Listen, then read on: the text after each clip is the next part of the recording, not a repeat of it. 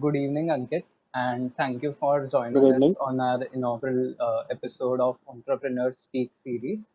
So, just to give you a brief idea about these series, so we are planning to call upon several entrepreneurs, investors, and many other senior executives from leading companies just to have a quick discussion on many issues during this pandemic. So, so just to give a quick introduction, we have today Mr. Ankit Agarwal, who is a director at InnoVen Capital.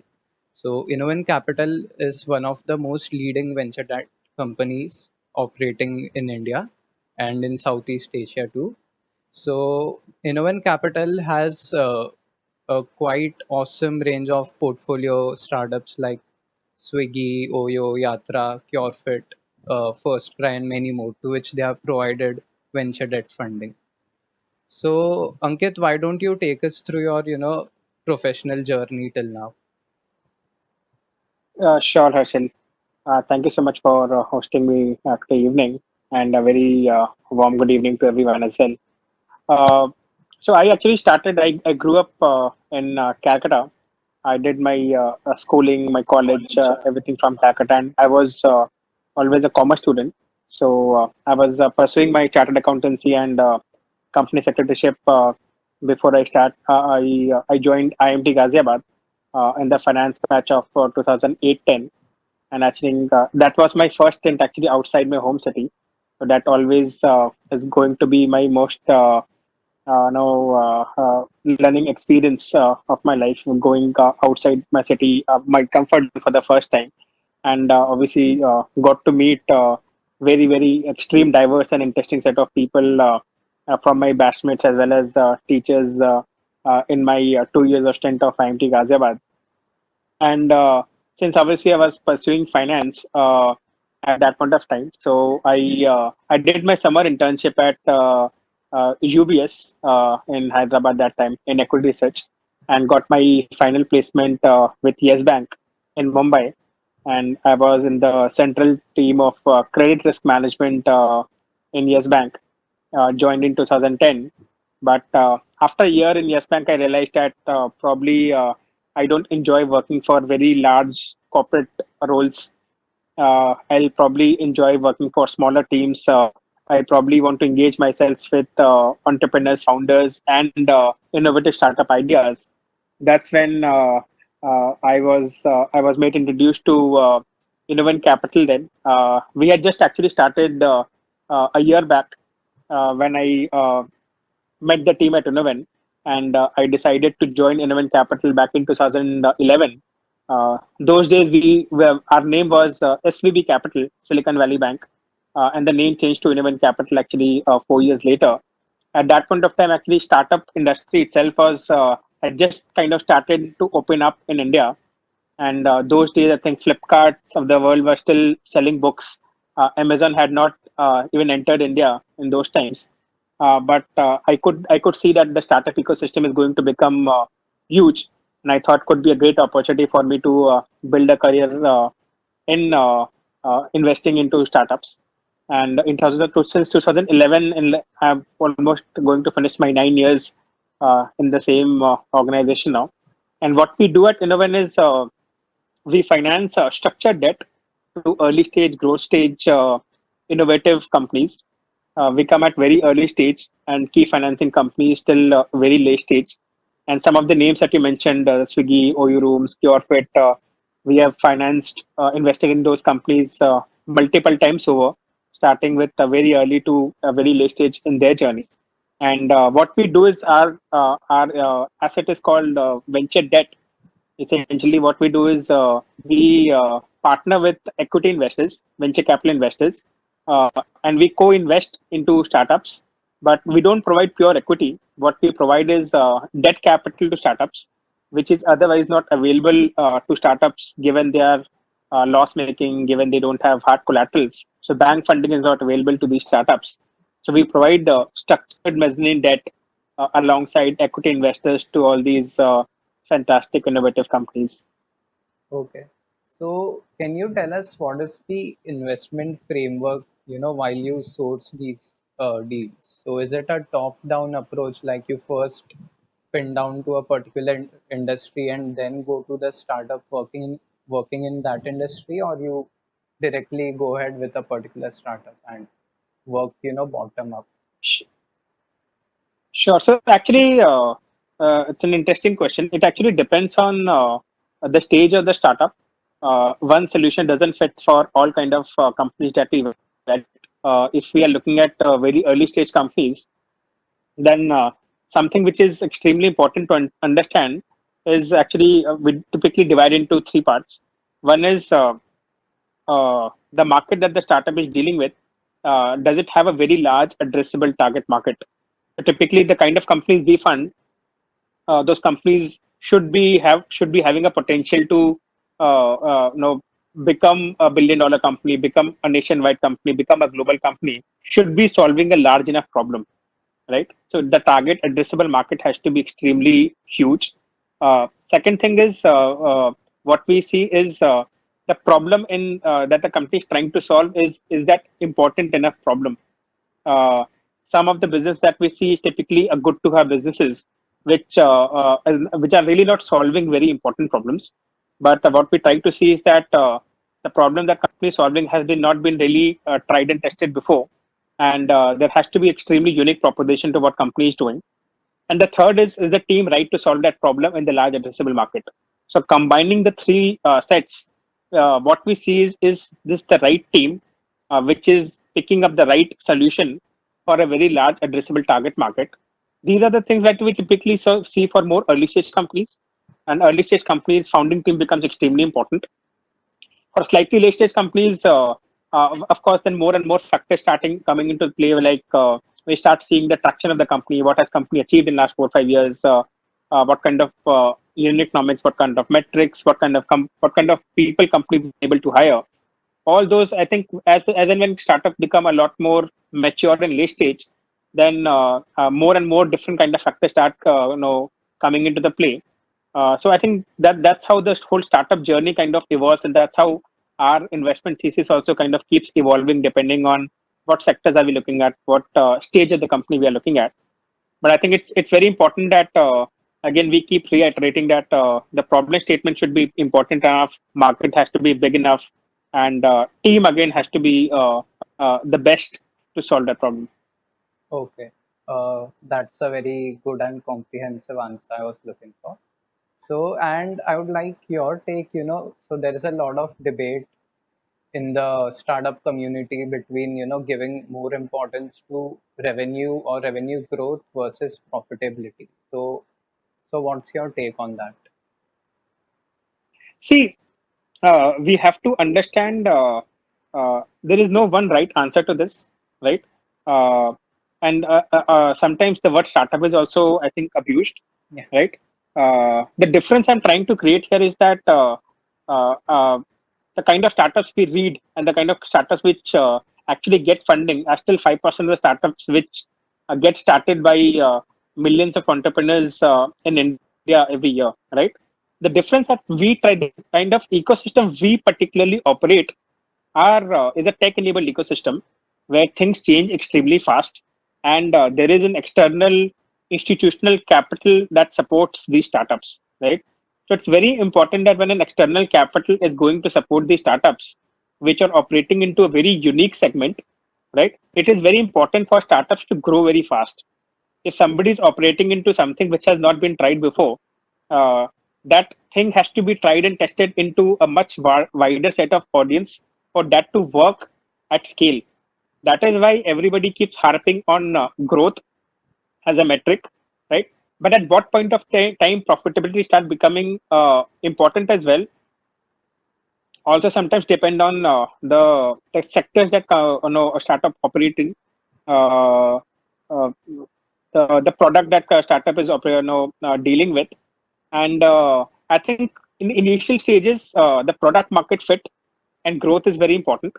So even when we say growth, we also it's very important to understand there has to be a very right product market fit. Growth cannot come at extremely negative unit economics. Growth has to come at a more sustainable unit economics, while the company overall can be loss making. But there has to be a path to profitability. There has to be a path where you can imagine that, hey, if this company keeps growing, at what point of time this can lead to massive amounts of profitability. The reason why venture capital investors are also backing these companies is the fact that if this company keeps growing, they will have a natural advantage of monopolizing that particular sector, industry, or business model, so that a very large pools of profit can come out of that. Ultimately, everybody has to make money only out of profit, right? Right. That's the holy grail. Right. But again, it depends on if you are dealing with something extremely unique. For example, in case of Swiggy, right? When Swiggy launched, it was extremely tough for them to convince both customers as well as restaurant partners to get on their platform, where customers will start ordering stuff. And it was an extremely operationally intensive, supply chain intensive business. It would have been very tough for Swiggy kind of a business to become profitable on day one or even after 2 years. For them, it was very important that they solve the right problem, they course correct the supply chain, and grow extremely fast to ensure user adoption. Once that happens, today we see obviously some of the larger companies like Swiggy are in a dominant situation where now unit economics have started to improve drastically, and there is a very clear path to profitability. And when that profitability happens, then there is a huge chunk of profit that is up there for grabs for these kind of companies. Right. Right. So, when should a startup opt for a equity funding and when should they opt for a venture debt funding? Is there, any particular reason to opt for a venture debt funding rather than equity? So, so it's not. It's a good question. It's not an either or. What we believe is that companies should always have the right kind of mix of capital, as what you guys would be also studying in terms of the different forms of capital, where the endeavor of management always has to be that you have to lower the cost of capital, right? And as you would know that equity is the most expensive form of capital, and debt is the cheaper source of capital. But because debt is not available to startups, that is why people go for equity, right? But the right answer is there has to be ideal mix of equity and debt. uh, Equity obviously is more costly because there is a lot more risk involved with equity, where the equity investors get back money only there is an eventual exit, while the lenders exit is predefined. The lenders returns are also predefined, hence they're also taking lower risk, right? And hence their returns are also lower. What I'm trying to say is that with every startup that we deal with, they have taken equity and debt both. For example, we never come into companies which have not raised any kind of equity capital.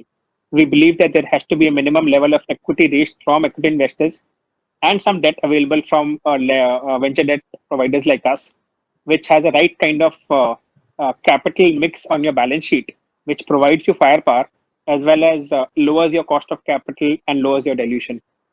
Right, right. So I would like to know, what happens when a startup, let's say, defaults on their, interest payments to you on the debt funding you give. So is it converted to equity or what? In our case, we don't convert into equity. Uh, the practical answer to that is there is a risk of higher risk of default because we deal with most of the startups, unlike profitable companies.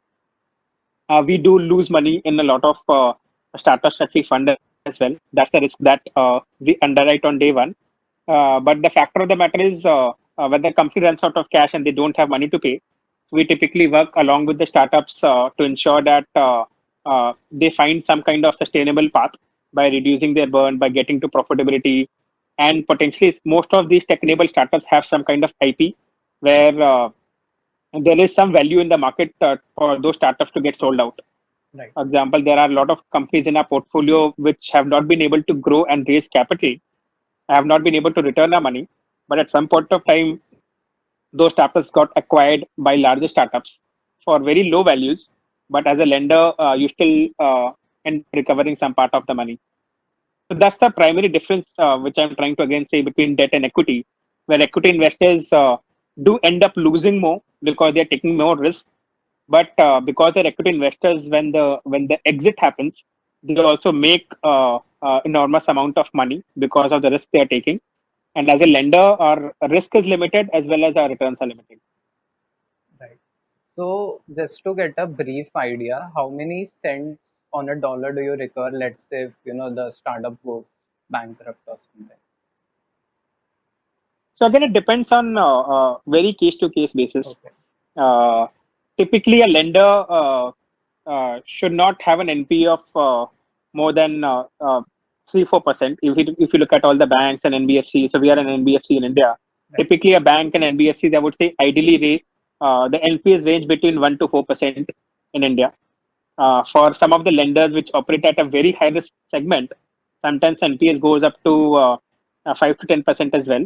But essentially, the higher the returns, expected returns are, there is a higher probability of higher NPAs. So that's how the risk and return equation always moves. So there is no one scientific answer to what is really the default in one particular asset class. Okay, okay. And so now talking about the, current pandemic situation we are in, so and where we don't have a clear solution yet as of now. So how equipped are startups to deal in this current volatile situation? Because, we are seeing a lot of mass layoffs in startups like PureFit, Oyo, Ola, and many more. So how will they be, able to weather the situation? Sure. See, I think uh, this situation obviously has never, it's obviously very unprecedented, and nobody has seen this kind of a situation before.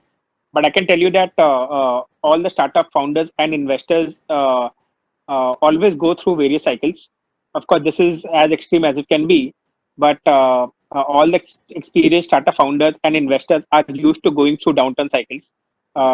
In last 10 years, this is not the only downturn cycle that I am seeing. This is almost the third or fourth downturn cycle that I am seeing. Of course, this being the worst, but people do take corrective actions. People do react to things. When mass layoffs happen, I've also seen that mass hirings also happen after 6 to 9 months. So market also always course corrects. Startups are the mainstream now. It is not a fad anymore that for 4 or 5 years this industry blooms and then this industry overall kind of fades away. This is going to be the mainstream industry which will always produce most number of newer job opportunities, entrepreneurship opportunities, as well as investing opportunities, not only in India but globally. This is a tough times for founders, but the founders are also extremely resilient. The kind of challenges they face, irrespective of COVID, always make them extremely strong as well as nimble to react to such kind of situations. Similarly, most of the founders in our portfolio companies are also correctly responding to the situation very well. They're waiting it out for things to improve. Of course, some corrective actions are taken in terms of reducing cost, laying off people. But again, that's part of the startup journey. So I don't honestly read too much into it, or there's any reason to panic about it. Yeah, I think so. I would also agree because many startups like, let's say, Swiggy, Zomato, Big Basket have been at the forefront during this, crisis, and the service they are able to offer is very good. Like, I can't imagine, having this sort of crisis and there were no startups like these. It would have been terrible because right now we are Exactly, and I still, think this yeah, is the time when most of the tech startups will also have a tailwind where they will find larger opportunities to grow faster because the tech digital adoption will only see a surge across the nation. So I think startups eventually in medium to long term will be the strongest beneficiary out of COVID. okay. Yeah, so as they say, there is always some silver lining in a crisis. So, Yeah. and do you think there will be a decrease in new funding from VCs or venture debt companies like you because of this crisis? Will it have some medium or long-term impact on new funding? So long term, no. Long term, I am always extremely bullish about startups and startup investments. Uh, Short to medium term, yes, it will slow down. People would wait out to see what kind of sectors emerge out stronger, what kind of sectors will have a long term negative impact. So nobody is going to take a rush up decision to invest in these times. Uh, there are certain sectors like more tech enabled sectors like essential services, gaming, education tech, which will see a surge in activity. But overall, I think there will be a drop in investment activity given there are a lot of unknowns in the market today, and it's always better to kind of wait out and see what kind of potential winners emerge out of this.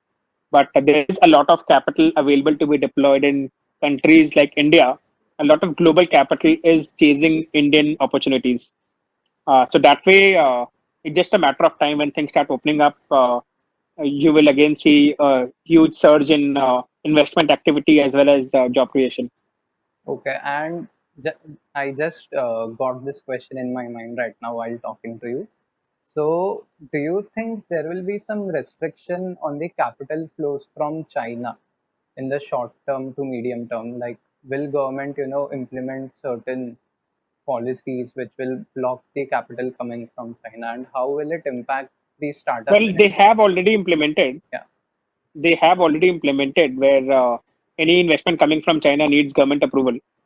So it has impacted funding opportunities a lot in India because a good proportion of capital was coming from China in last 3 to 4 years.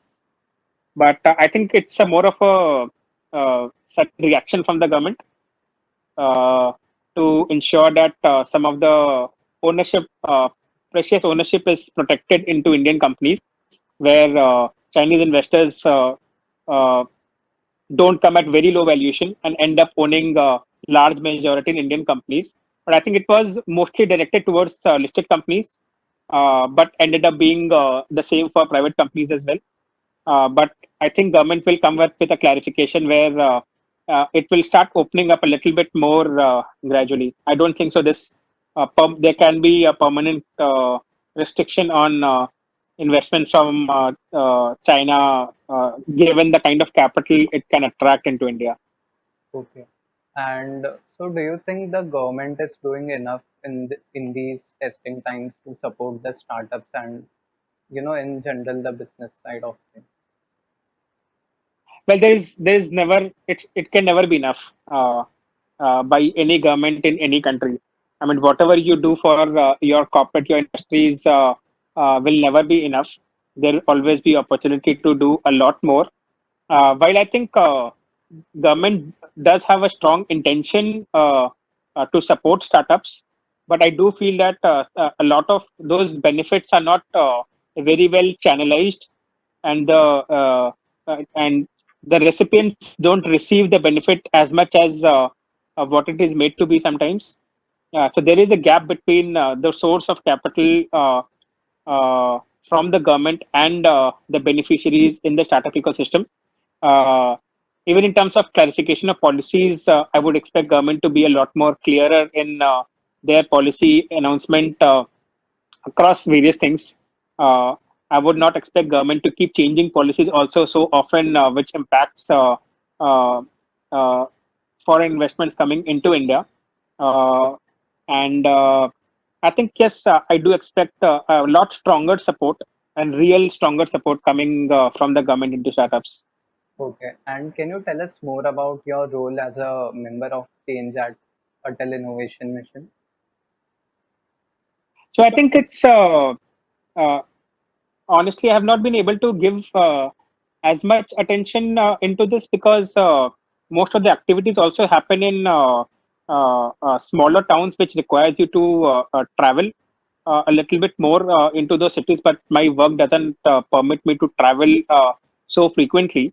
But I think the kind of network now, I think when I joined 2 years back, it wasn't used to be as active, but I'm seeing a lot more activity in last 6 months where there's a lot more digital network that they've created across mentors and students, where mentors are able to connect to large number of students digitally, uh, and the right kind of groups are being created, the right kind of knowledge is being imparted, the right kind of expert groups are being created where every field experts are kind of being recognized and channelized to the right kind of student network in India. So I think in last 5 to 6 months, I'm seeing good activity there where mentors who are able to kind of have some kind of expertise into certain things are able to contribute their time and energy into entrepreneurs and students for their learning. But I think it should be a little bit more organized and the right kind of